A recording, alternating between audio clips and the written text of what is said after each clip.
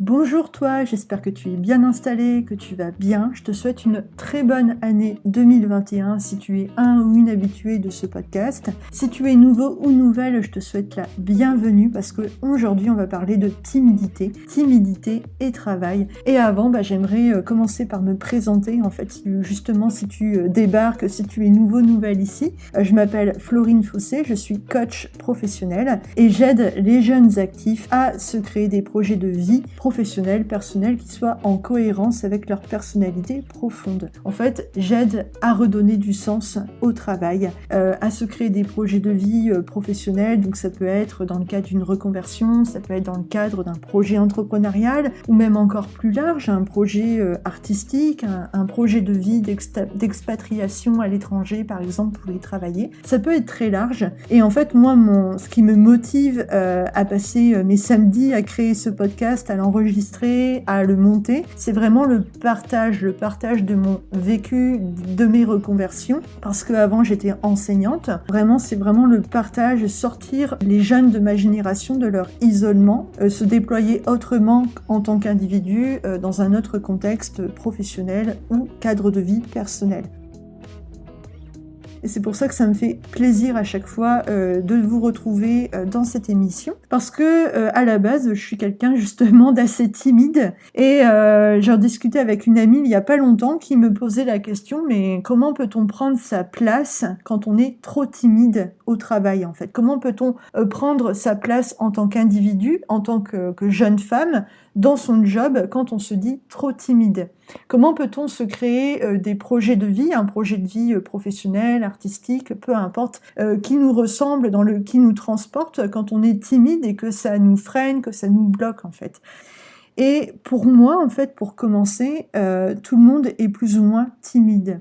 J'aime pas trop quand on dit je suis timide, c'est comme avec les alcooliques anonymes qui disent en fait je suis alcoolique, mais non, en fait moi je préfère dire non, j'ai juste des problèmes avec l'alcool, enfin moi j'en ai pas, mais voilà, une personne en fait qui est aux alcooliques anonymes, je préfère que cette personne-là dise j'ai des problèmes avec l'alcool plutôt que je suis alcoolique. C'est pareil en fait pour une personne timide. La timidité, c'est juste un comportement qui n'est ni bon ni mauvais en soi en fait. Ça peut être positif d'être timide comme négatif quand ça nous empêche d'être qui l'on veut, de faire ce que l'on veut dans notre vie et de nous épanouir en fait.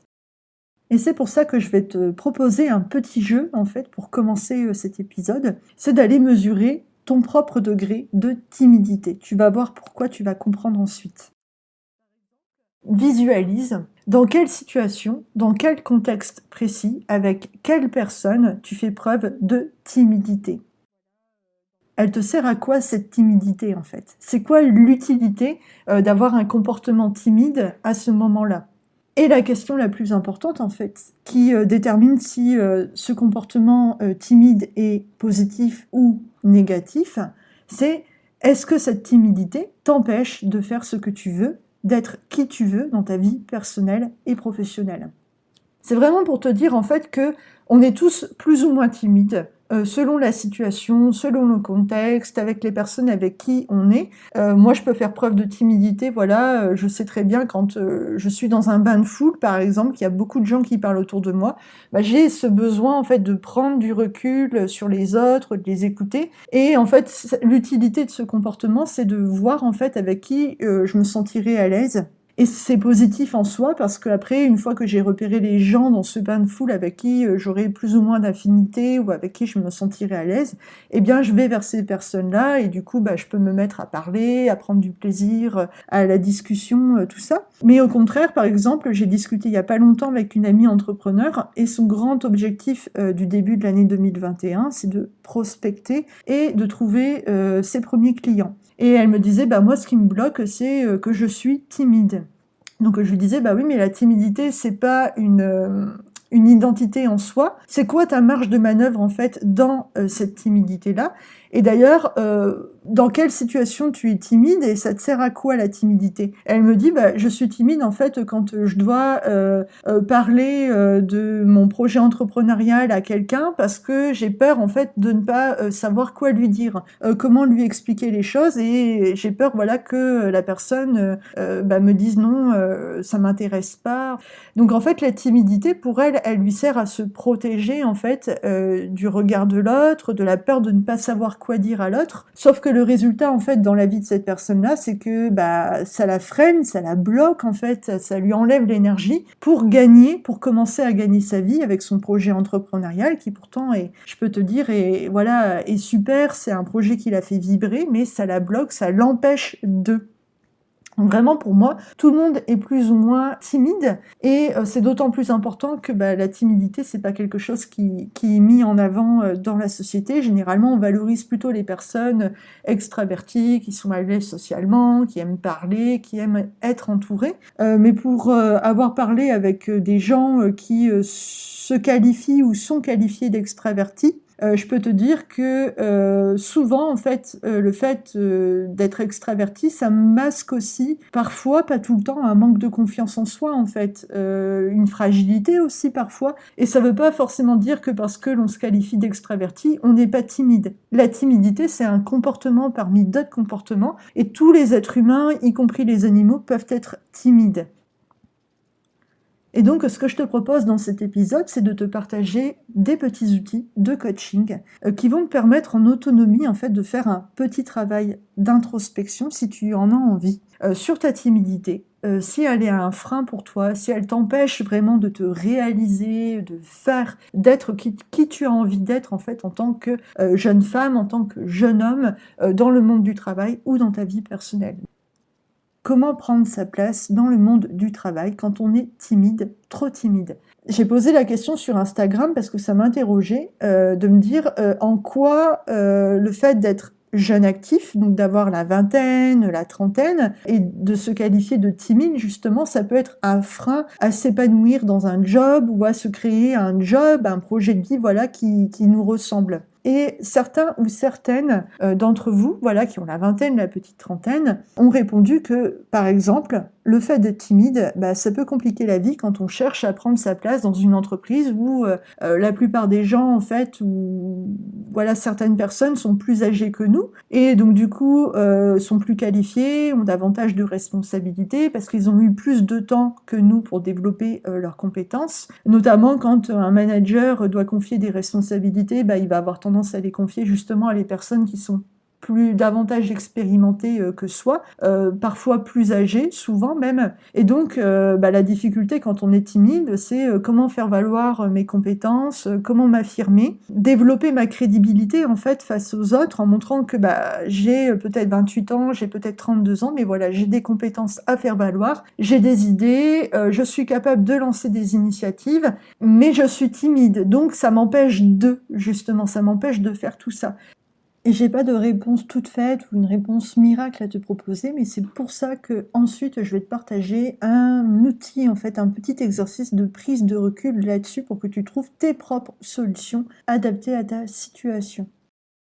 Et ensuite, dans certains domaines professionnels, comme celui de Julie par exemple, qui est enseignante et qui doit créer des partenariats en fait avec d'autres collègues enseignants, dans certains domaines professionnels, en fait, bah, ce qui est mis en avant, c'est le travail de groupe, le travail en équipe qui domine, alors que de nature, comme moi par exemple, on n'est pas forcément à l'aise au milieu d'un groupe de gens, où on n'aime pas forcément le travail en équipe. Et c'est tout à fait légitime de ne pas aimer ça. Mais en soi, en fait, quand on n'aime pas être au milieu d'un groupe de gens et qu'en plus on se qualifie de timide, bah, ça peut renforcer la difficulté à prendre la parole, à lancer des initiatives, littéralement en fait à faire entendre sa voix au milieu d'un groupe de personnes. Faire entendre sa voix et ce que l'on vaut, en fait, sa valeur en tant qu'individu dans ce contexte professionnel.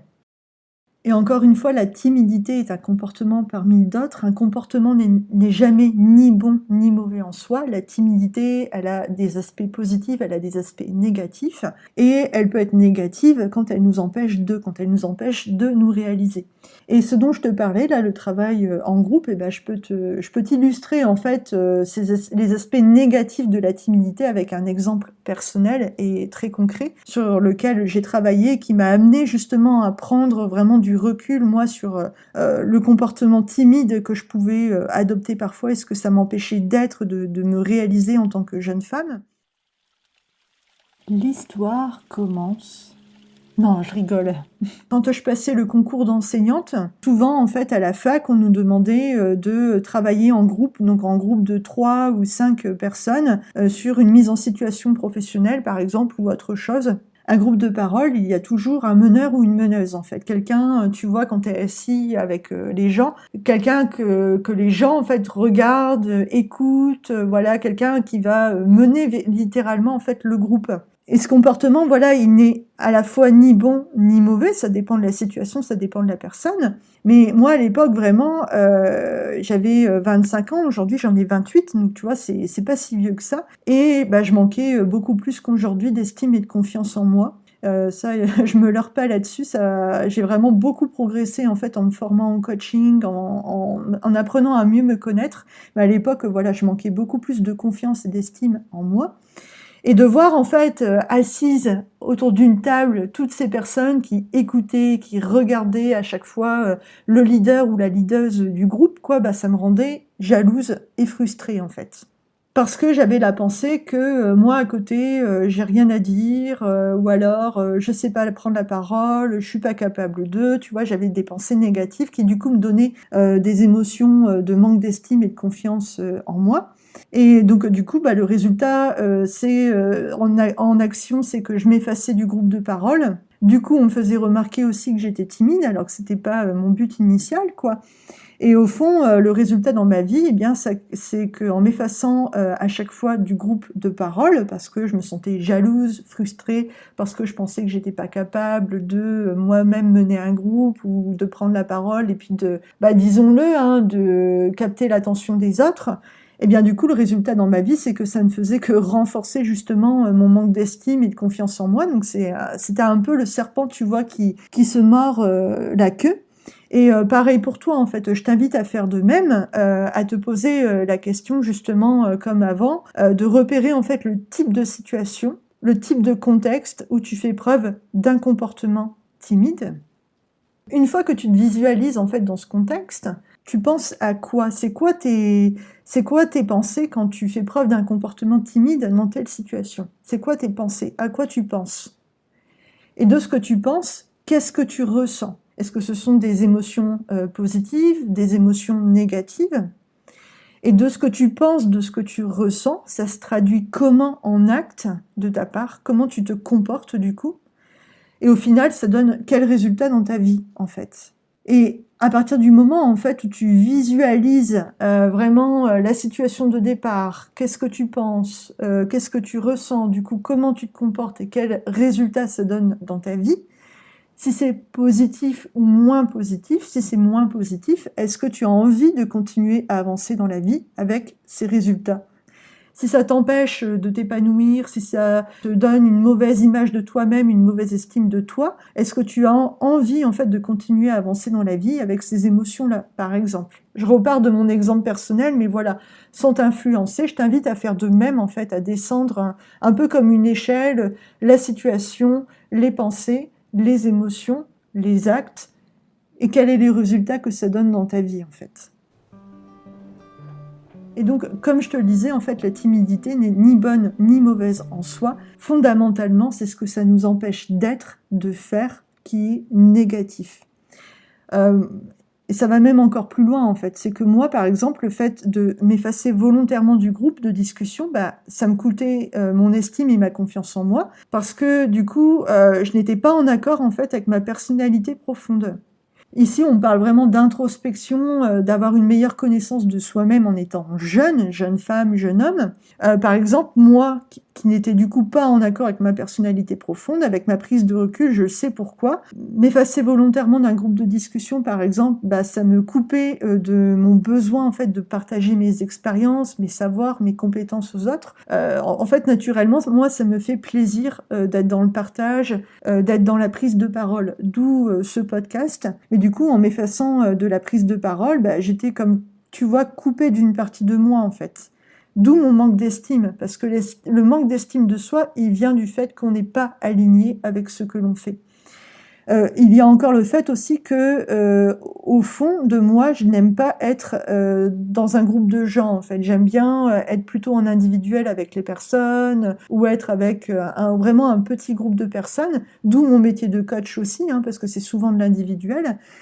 Et donc du coup, tu vois ça, ce besoin de ne pas être dans un grand groupe de gens, c'est un besoin qui est lié à ma personnalité. Et en fait, au lieu de m'effacer carrément en fait de la prise de parole, j'aurais, avec mon recul d'aujourd'hui, aimé faire les choses en fait autrement à l'époque. Peut-être, tu vois, en choisissant mieux les 4 ou 5 personnes avec qui je voulais travailler en groupe. Des gens avec qui je me sentais déjà à l'aise pour prendre la parole, par exemple. Ou alors, au lieu de partir du fait que j'allais pas pouvoir prendre la parole, que ça allait me frustrer, et puis que du coup j'allais m'effacer de la prise de parole, j'aurais peut-être aimé me dire à l'époque que j'aurais pu au contraire être force de proposition en constituant moi-même un groupe de travail pour déjà me mettre dans une dynamique de meneuse, tu vois. Plutôt que de subir un groupe que j'ai pas choisi, peut-être que j'aurais pu justement lancer l'initiative de créer moi-même un groupe de travail avec des gens avec qui je me sente à l'aise. Donc en fait, c'est pour te dire vraiment que à l'époque, il y a quelques années, je manquais davantage, beaucoup plus qu'aujourd'hui, de connaissance de moi-même, même si c'est pour moi tout le travail d'une vie d'apprendre à se connaître.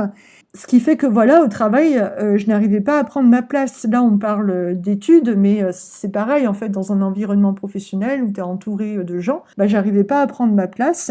Parce que pour arriver à prendre sa place dans le milieu du travail, il faut déjà avoir un meilleur recul sur comment on fonctionne, ses besoins en fait, tu vois, qui l'on est, comment on fonctionne, quels sont ses besoins, quelles sont ses valeurs en fait, qu'il est important de respecter et d'accepter surtout, de faire ami avec.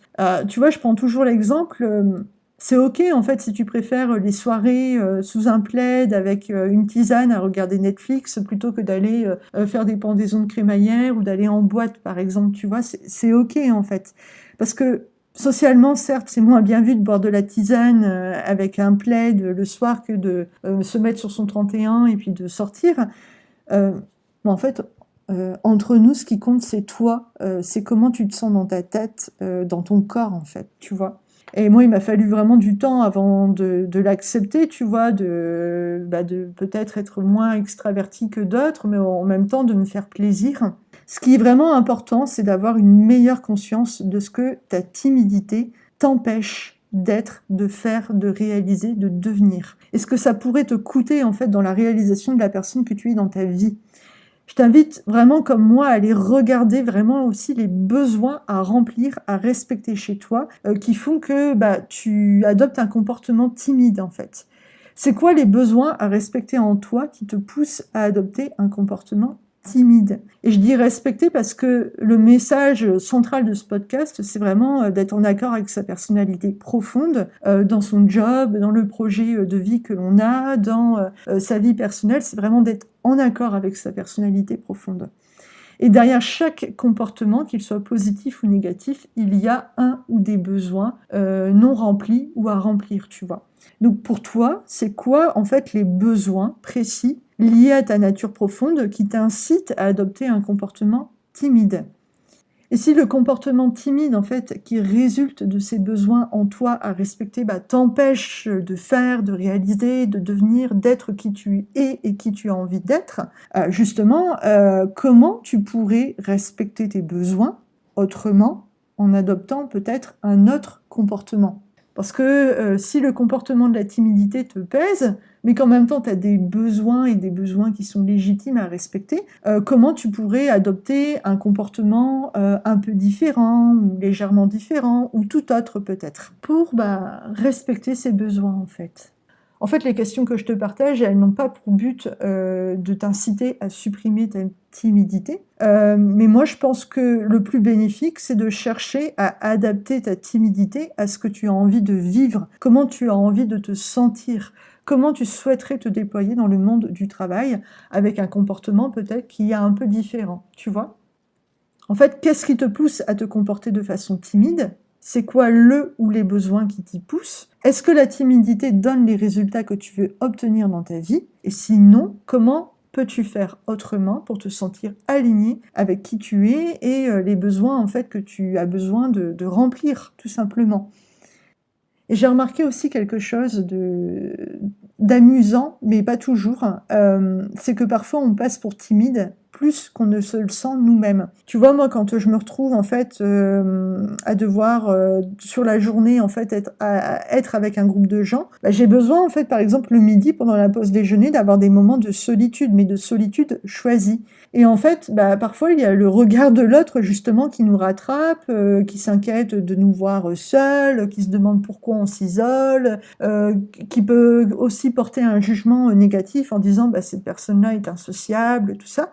Ça m'est déjà arrivé, alors qu'en fait, moi, ma solitude, en fait, c'est une solitude choisie, qui est là pour respecter un besoin en moi, en fait, un besoin, tu vois, de me recentrer, de me retrouver, d'avoir des moments de calme. Et en fait, le résultat dans ma vie, c'est que ça me permet, moi, d'être à l'écoute de moi-même, de me poser. Donc, c'est plutôt positif, tu vois, d'adopter un comportement que certains qualifient de timide, alors que pour moi, c'est pas le cas. Mais voilà, vraiment, parfois, ça ne donne pas les résultats escomptés dans sa vie. Donc, ce qui t'a interrogé vraiment, ce que je te pousse à faire, c'est d'interroger les besoins qui se cachent en toi derrière le comportement timide que tu adoptes dans certaines situations. Quels sont les besoins, en fait, et comment tu peux les respecter en toutes circonstances, en ayant un résultat dans la vie, en fait, qui te corresponde, qui te fasse te sentir bien, en bonne estime de toi-même, parce que tu es aligné avec qui tu es.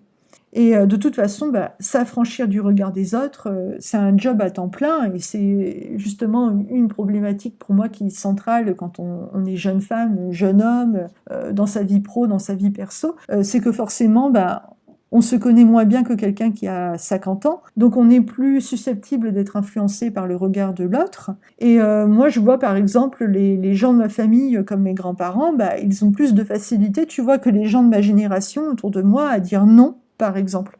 Tout simplement savoir dire non, ou encore se détacher des attentes supposées des autres, tu vois. C'est déjà arrivé plusieurs fois que moi j'entends de mon grand-père dire je m'en fiche, je vais le faire quand même, alors que moi je me serais posé la question tout de suite, mais qu'est-ce qu'on va penser de moi? Est-ce que je vais déplaire? Tout ça. Donc c'est vraiment l'idée de faire ce travail de toute une vie, mais de le commencer en étant jeune en fait, de s'affranchir du regard des autres, d'être aligné avec soi-même, sa personnalité profonde, et de donner le sens que l'on a envie de donner à ses projets de vie professionnels et personnels. Alors un comportement, en fait, que ce soit un comportement de timidité ou un autre comportement, souvent, en fait, la difficulté, c'est que c'est une habitude que l'on a dans notre vie de tous les jours, dans notre manière de faire, dans notre manière d'être. On adopte certains comportements qui deviennent des réflexes, qui deviennent presque des habitudes, pour les raisons, en fait, qui sont les nôtres, pour répondre à un besoin ou des besoins spécifiques. C'est ce à quoi je t'ai invité d'ailleurs à réfléchir dans cet épisode. Et en moyenne, une nouvelle habitude, elle s'instaure en 21 jours, d'après les scientifiques. Donc tu vois, le comportement de timidité, il va pas se dépasser comme ça en 2 jours après avoir écouté cet épisode. C'est quelque chose que tu dois travailler en fait au fur et à mesure, mais surtout à ton rythme, pas à pas, en te respectant toi-même et tes besoins. Et c'est pour ça que je voudrais te partager un petit outil ludique qu'il faut voir comme un jeu en fait à tester. C'est le jeu d'imiter une personne qui n'est pas timide. Est-ce que tu as une personne de ce type-là en tête? Ça peut être quelqu'un que tu connais personnellement, ça peut être une personnalité publique.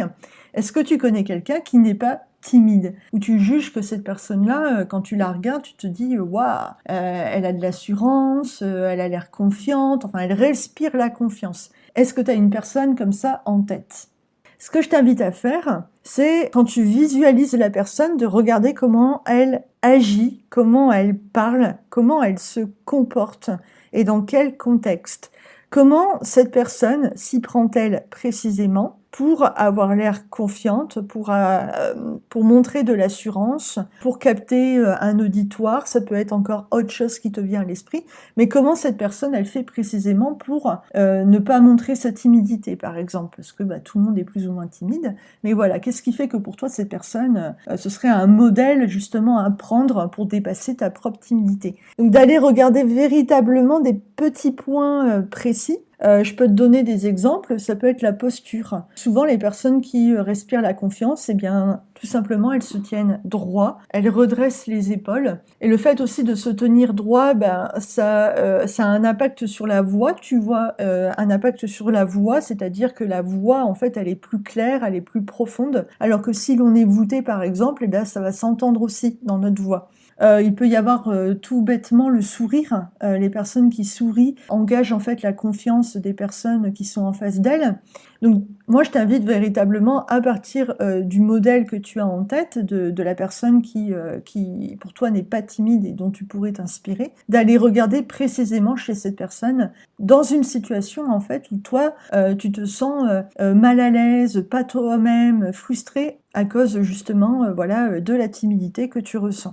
Moi-même, j'ai testé cet exercice et le plus important, en fait, c'est de rester toi-même, d'être fidèle à toi, d'être authentique et de voir chez l'autre qu'est-ce qui peut être adapté à toi en fonction des situations qui te posent problème, comme par exemple aller prospecter des clients et avoir peur de ne pas savoir quoi dire. Est-ce que tu as en tête quelqu'un qui est entrepreneur aussi, par exemple, ou autre chose et qui justement s'adresse aux gens, leur propose quelque chose avec assurance. Tu vois, c'est une idée parmi d'autres en fait. Mais vraiment, l'idée, c'est de rester toi-même.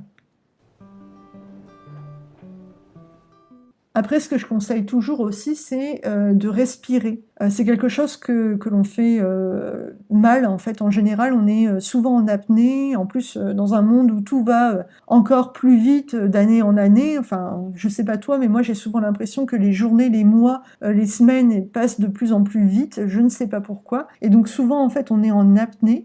Et le fait de prendre une respiration, tout ça, ça permet aussi d'aérer, tu vois, d'aérer le mental et de pas nous tétaniser, de ne pas nous pétrifier quand on nous pose une question, quand on doit prendre la parole et du coup, après, de se dire oh là là, je suis timide ou alors on me pense timide et puis du coup, j'ai pas pu dire, j'ai pas pu faire, tu vois. Le fait de respirer, ça permet vraiment d'aérer le cerveau, de se poser et voilà, d'y aller ensuite. Et de toute façon, il faut te dire que si vraiment fondamentalement aussi c'est la peur du jugement des autres, d'expérience et de ce que j'ai pu entendre chez les personnes que je coach, en fait on est tous, et je dis on parce que moi y compris, on est tous tellement omnibulés par notre propre nombril et ce que les autres peuvent penser de nous, que du coup on est focalisé en fait beaucoup plus sur nous-mêmes que sur les autres en réalité. Sauf que tout le monde est dans son mental et que ça, on peut pas le savoir. On pense que, par exemple, dans un groupe de gens, on va nous regarder, on va nous juger, tout ça. Mais en fait, tout le monde a peur de la même chose et donc du coup est focalisé sur soi. Et en réalité, il n'y a pas tant de jugement, tu vois, en permanence des autres sur toi-même. Donc moi, j'invite vraiment c'est un travail, que je continue aussi à faire, parce que c'est pas toujours évident, à se détendre par rapport au regard des autres et puis voilà, à lâcher prise en fait. En fait, le dernier mot de la fin, ce serait pour moi d'arrêter de dire « je suis timide ». Parce que pour moi, c'est confondre l'être et le faire. C'est comme je te le disais, c'est pour ça que j'aime pas trop la phrase prononcée aux alcooliques anonymes, je suis alcoolique. Moi, je trouve que ce serait plus pertinent en fait de dire j'ai des problèmes avec l'alcool et j'ai une marge de liberté, tu vois, d'autonomie en fait face à ce problème-là. Si je dis, par exemple, j'ai un problème avec la timidité, par exemple, ou j'ai un problème dans la prise de parole, j'ai un problème à me retrouver dans une foule de gens, ou affirmer mon opinion, à m'affirmer, et ben là, du coup, en fait, tu te mets dans une position où tu as plus d'autonomie, plus de liberté, de prise d'initiative.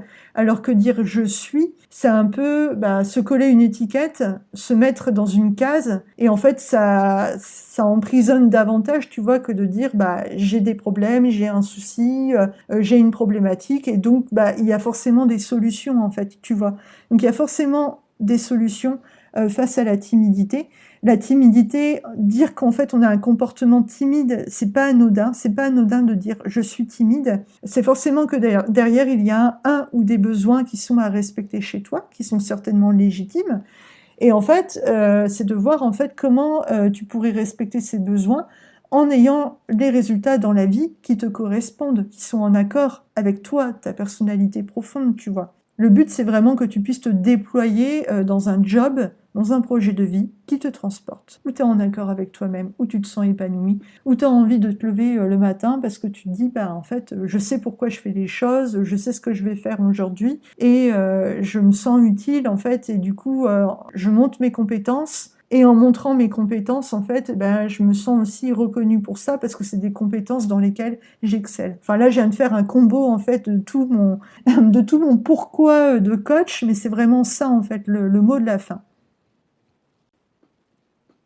L'épisode touche à sa fin, j'espère vraiment que ça va t'aider en fait à redonner du sens à ta vie professionnelle, à redéfinir ce qu'est pour toi un job qui a du sens et à trouver ta place dans le monde du travail en tant qu'individu jeune actif. Si tu t'abonnes à la newsletter du podcast, eh bien tu peux recevoir gratuitement tous les outils que j'aborde dans chaque épisode pour toi faire au calme, à ton rythme, un travail d'introspection. Et en tant que coach, si tu ne connais pas le coaching, eh bien je propose un appel découverte gratuit de 15 minutes en fait. C'est l'occasion pour toi de tester le coaching, de voir la différence, la plus-value avec un bilan de compétences et éventuellement par la suite désirer être accompagné par moi pour faire le tri dans toutes tes idées de job et éventuellement trouver le métier, l'activité qui te transporte. En attendant, je te dis à très bientôt, à lundi prochain. Prends soin de toi.